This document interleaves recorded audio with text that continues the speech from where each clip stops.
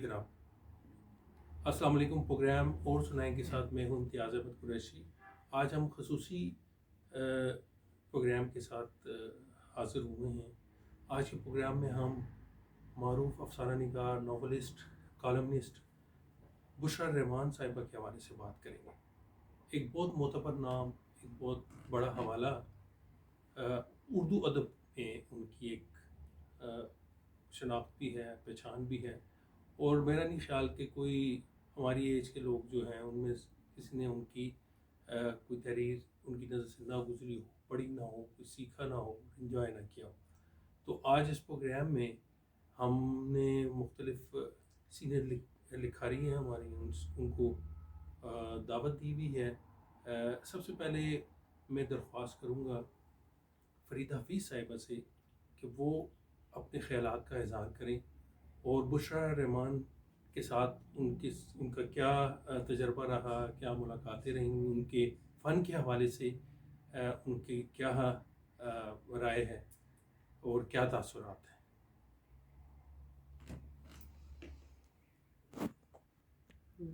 جی امتیاز، پہلے تو میں آپ کا شکریہ ادا کروں گی کہ آپ نے بشریٰ پہ پروگرام کیا اور اس میں ہمیں بات کرنے کی دعوت دی۔ لیکن ایک بدقسمتی کی بات یہ ہے کہ بشریٰ سے بہت عرصے سے رابطہ نہیں تھا، کیونکہ وہ لاہور میں تھی، ہم یہاں تھے۔ لیکن جب لاہور میں تھی تو تب بھی میرا تعارف ان سے ڈائریکٹلی نہیں ہوا تھا۔ ان کی بہن ہوتی تھی، بڑی بہن فرحت شجاع، شاذو لیبارٹریز والے ان کے، اور وہ بہت خوبصورت تھیں اور بہت خوبصورت آواز تھی اور شاعرہ تھی وہ۔ تو وہ میں جب کوریج کے لیے جاتی تھی خواتین کی محفلوں کے لیے، تو مشاعرے خواتین کے ہوتے تھے، اس میں وہ بہت خوبصورت ترنم سے ہم ان کی شاعری سنتے تھے، تو تب پتہ لگا کہ بشریٰ ان کی چھوٹی بہن ہے۔ لیکن میری ملاقات تب بھی نہیں ہوئی تھی ان سے۔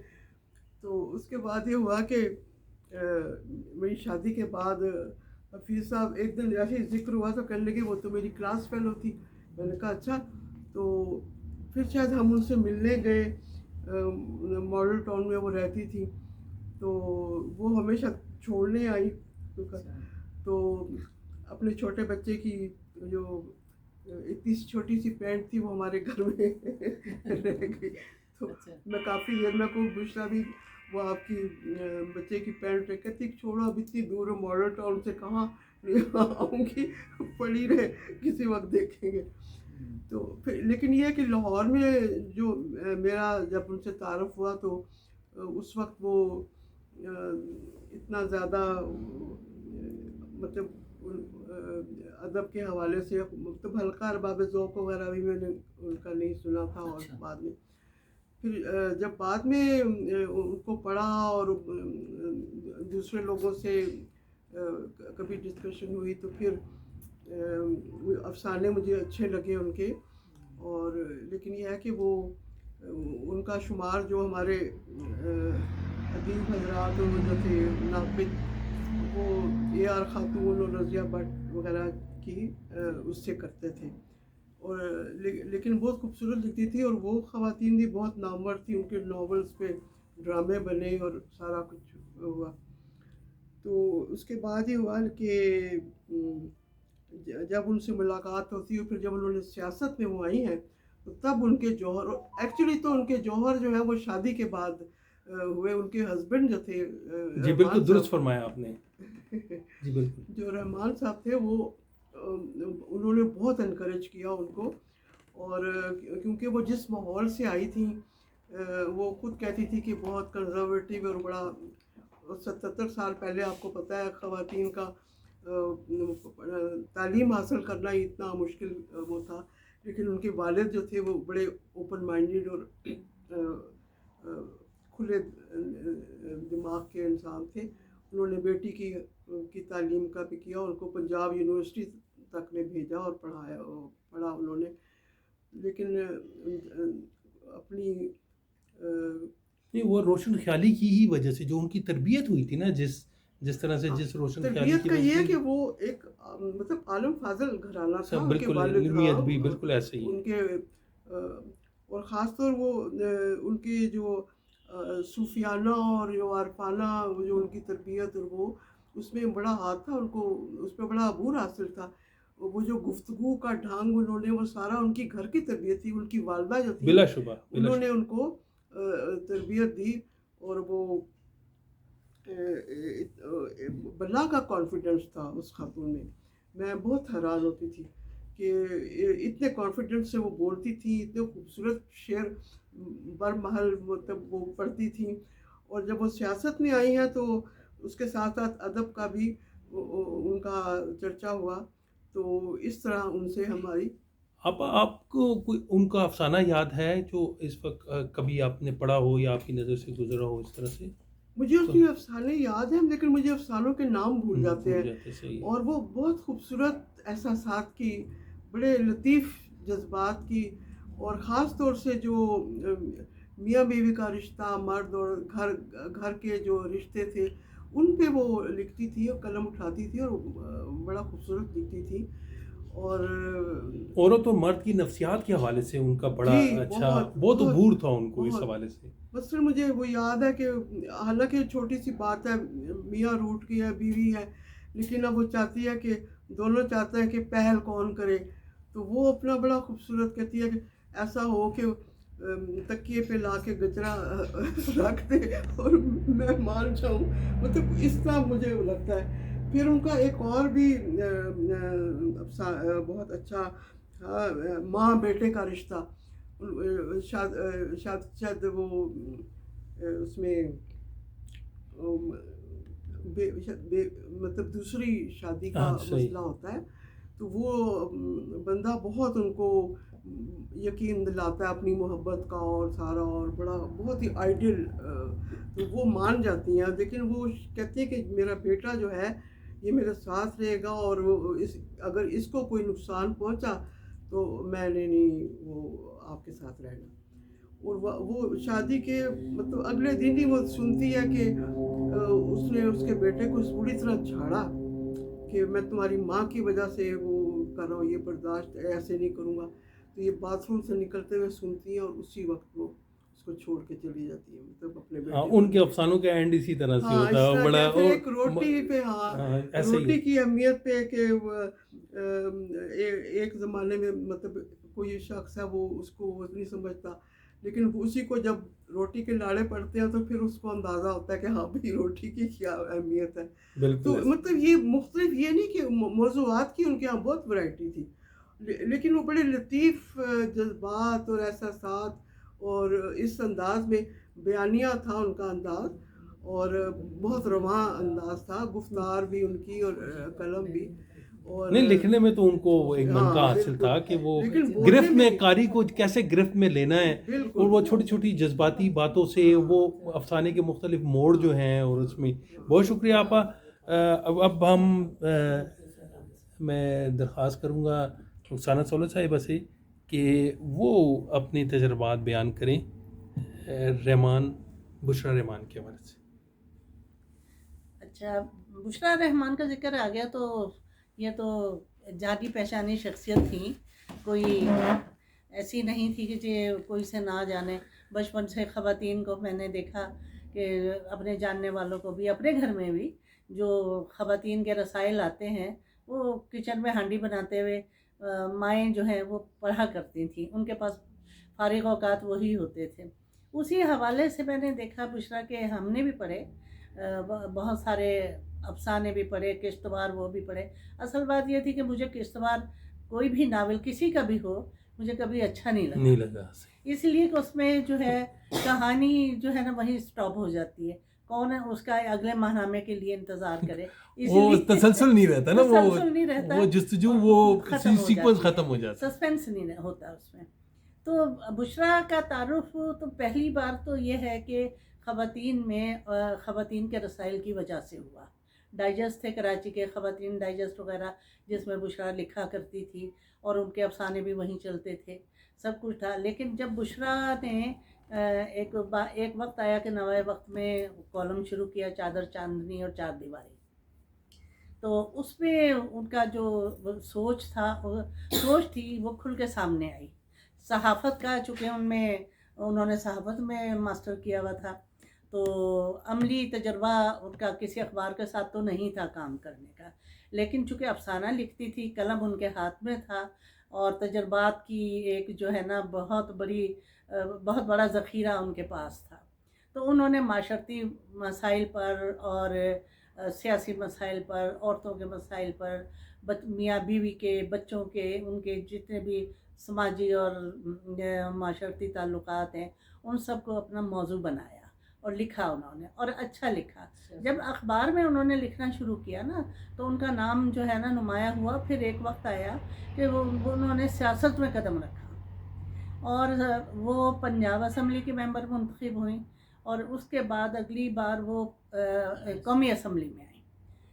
ہم اسلام آباد میں رہتے ہیں، تو قومی اسمبلی میں ہمارا ان سے اس طرح اسمبلی میں، چونکہ میں کوریج کرتی تھی پارلیمانی گیلری میں، تو اس طرح جو ہے کہ ہمارا پریس گیلری میں، تو وہ کیفیٹیریا میں اور ادھر ادھر یا مختلف تقاریب میں بشریٰ سے ملاقات ہوتی تھی، بات ہوتی تھی، اور بہت ساری چیزیں ہوتی تھی وہ ہمارے۔ اور دوسری بات یہ ہے کہ اسمبلی میں بھی آنے سے پہلے بشریٰ سے ہماری جو ملاقاتیں زیادہ رہیں، ہم چونکہ بہت چھوٹے تھے، ہم تو ان کے مقابلے میں دیکھا جائے، لیکن ہمیں خوشی ہوتی تھی کہ ہم سینئر سے مل رہے ہیں۔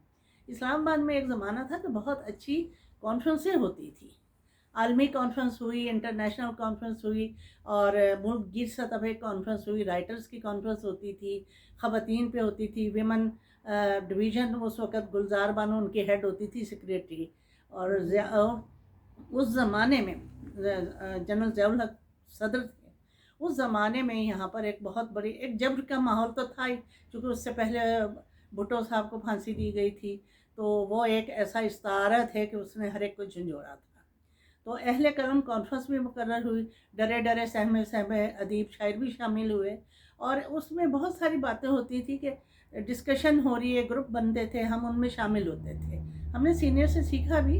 لیکن یہ ہے کہ بشریٰ سے جو سماجی گفتگو ہوتی تھی نا، اس میں آپ دیکھ لیجئے کہ ینگ شاعرات بھی تھیں، فاطمہ حسن کا نام بھی آتا ہے اس میں، شاہدہ کا بھی آتا ہے، پروین شاکر کا بھی آتا ہے، پروین شاکر وغیرہ یہ سارے اس طرح ہمارے ساتھ چل رہی تھی،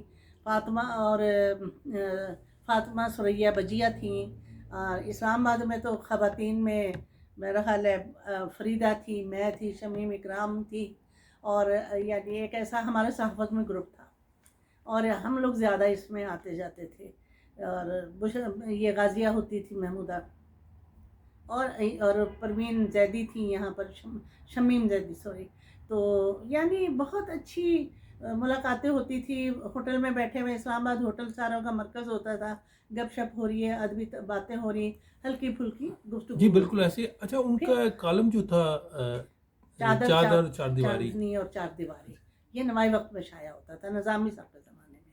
مرحوم مجید نظامی صاحب سے ظاہر ہے لاہور میں رہائشی تعلق تھا، ان کا آنا جانا، دفتر میں جاتی آتی تھی، بہت اچھا انہوں نے لکھا، اور وہ سلسلہ چلایا۔ پھر یہ ہوا کہ مجید نظامی صاحب کا انتقال ہو گیا، رمیزہ نے، ان کی بیٹی نے پھر وہ چارج سنبھالا سارا۔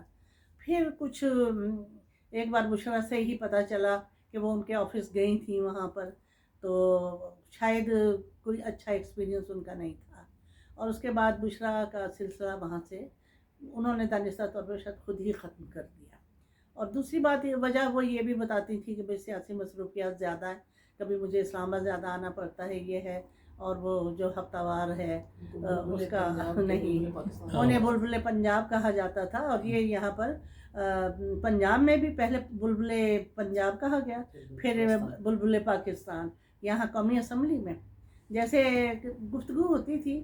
تو ہمارے سیاستدان جو ہے نا، آپ کو پتہ ہے کہ بڑی ثقیل قسم کی گفتگو کرتے ہیں، بعض اوقات جو ہے نا بہت زیادہ خواتین کو دیکھ کے اوور بھی ہو جاتے ہیں۔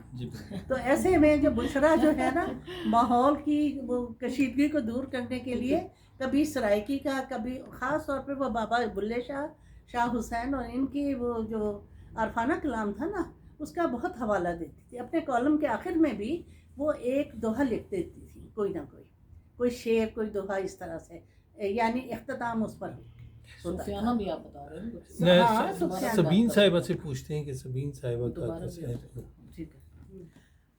ہاں جی، السلام علیکم، بہت شکریہ بشرا رحمان کا نام بہت بڑا ہے میرے لحاظ سے، کیونکہ میں تو ان کے ساتھ ملاقات بھی نہیں ہوئی، اور یہ ہے کہ میں نے ان کو پڑھا بہت ہے. جب وہی اپنے کالج کے زمانے میں، جس زمانے میں ہم لوگ اے آر خاتون کو یا رضیہ بٹ کو پڑھا کرتے تھے، تو بشرا رحمان کا بالکل جو انداز ہے نا بہت مختلف تھا. اب جیسے میں دیکھتی تھی کہ رضیہ بٹ کے ناولز میں ہیروئن کا پورا پورا نقشہ کھینچا جاتا جی تھا، بالکل اس کے ایسے ہی. بال، اس کے ہر چیز، وہ اس چیز کے بس زیادہ کپڑے، وہ اتنی ایک مطلب ایک ایسی فضا قائم کر لیتی تھی نا. چیز سامنے آتی تھی کہ جو شاید ہمیں دائیں بائیں اپنے نظر نہ آئے.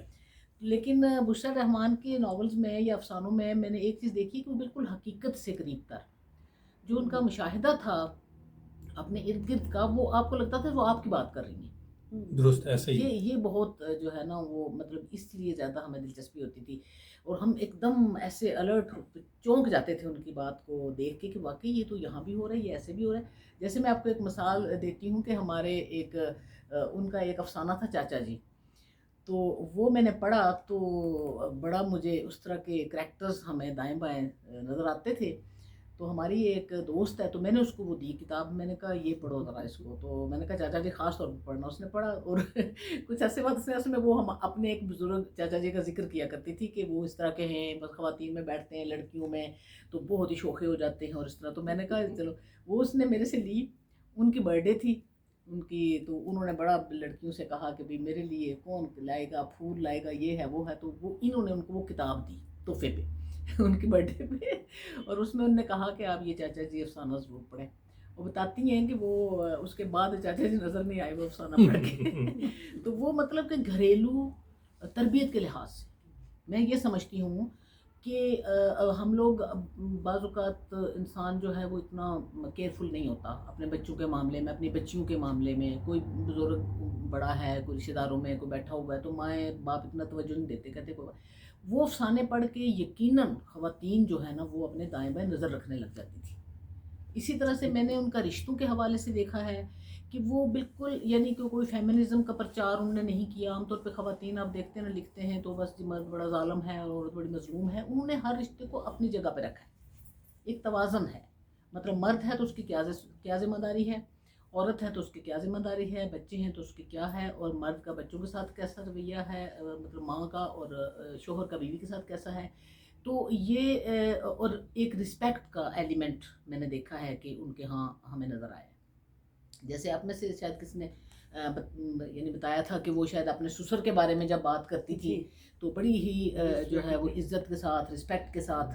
تو یہ ہماری جو ایک خانگی زندگی ہے اس کے لیے ایک مطلب ہم اس کو کہہ سکتے ہیں کہ رول ماڈل تو ہم اس لیے نہیں کہہ سکتے ہم نے دیکھا نہیں، یا ان کو ان کی جو ذاتی زندگی کے بارے میں جو لوگ جانتے ہیں وہ تو ٹھیک ہے، لیکن جو ہم نے پڑھا، جو انہوں نے اپنے قلم سے ہمارے سامنے جو چیز پہنچائی ہے وہ ایک واقعی ایک مطلب تربیت گاہ کی حیثیت رکھتی بلا ہے شبہ. ان کے افسانے اور ان کے ناولز. اس میں کوئی شک نہیں ہے کہ میں جب اپنے مطالعہ کا جب سلسلہ تھا تو ان کی ایک مجموعہ تھا افسانہ آدمی.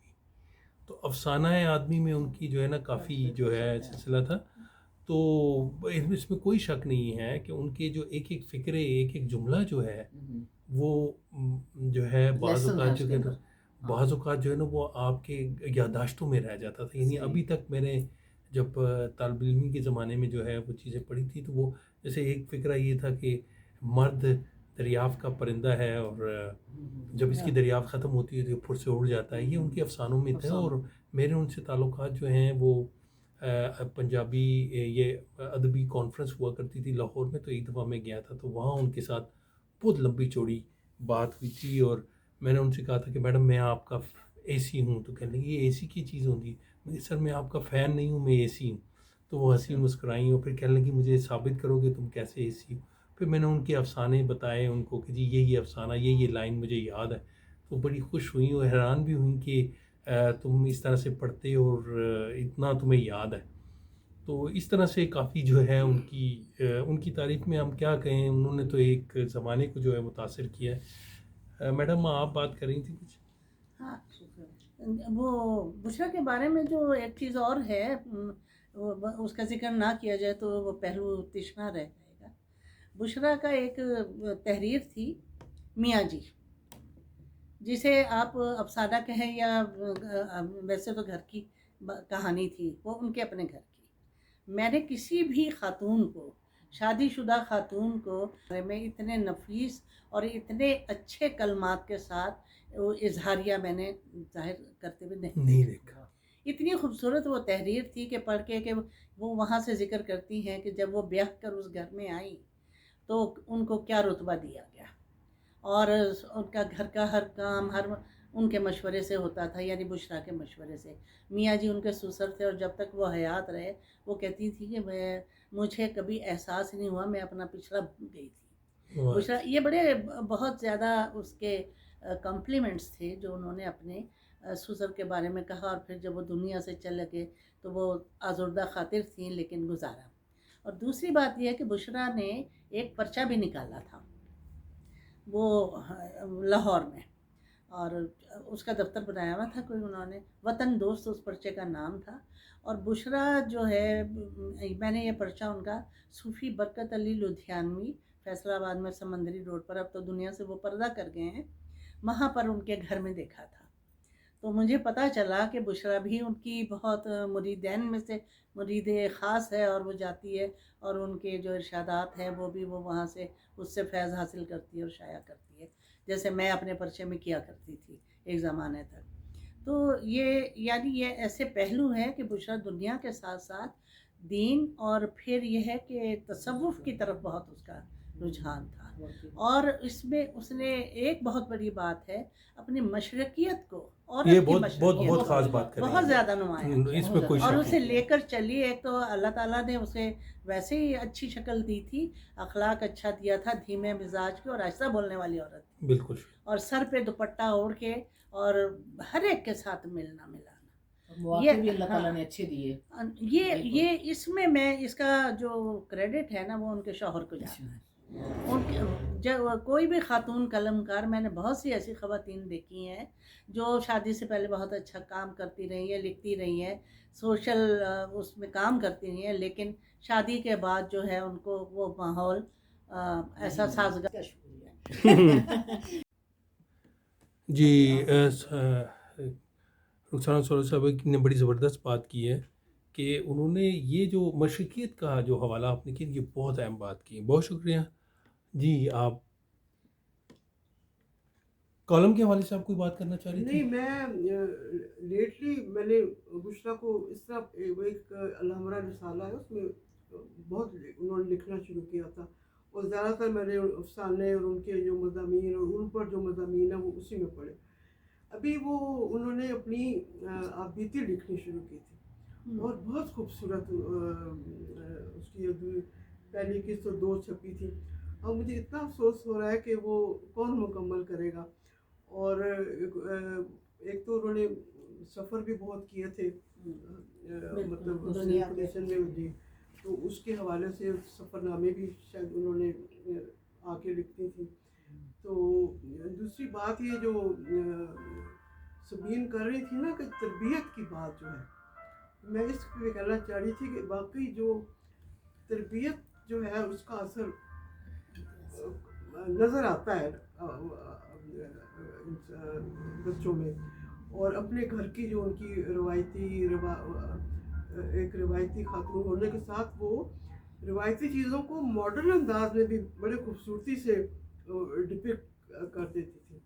اور ابھی میں وہ پڑھ رہی تھی، مجھے ان کا ایک مائیا کہیں چھپا ہوا تھا بڑا خوبصورت، میں آپ کو سنانا چاہ رہی تھی. جی پلیز وہ ہے، پلیز. میرے پاؤں میں پائل ہے، دل نہ دکھا مائیا، دل پہلے ہی گھائل ہے.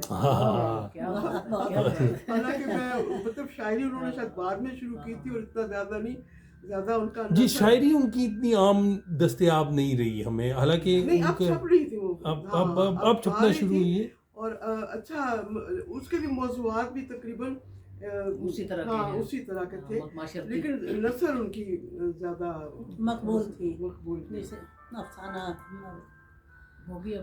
جی آپ بات کریں. وہ ایک پہلو اور وہ رہ جاتا ہے بشریٰ کا کہ یہاں جب پارلیمنٹ میں تھی بشریٰ تو ہوتا یہ ہے کہ پارلیمان میں جتنی خواتین کام کر رہی ہیں سیاست دان، ان کے ڈیلیگیشن جاتے رہتے دوسرے ملکوں میں. تو سعودیہ ایک دفعہ یہ عورتوں کا ڈیلیگیشن گیا جس میں بشرا بھی تھی, اور یہ بشرا نے بات لکھی بھی اور بتائی بھی. تو عمرہ کی ادائیگی کرنے کے بعد ظاہر ہے کہ وہاں پر پاکستانی خواتین جو سرکاری حیثیت میں جاتی ہیں انہیں پروٹوکول بھی دیا جاتا ہے.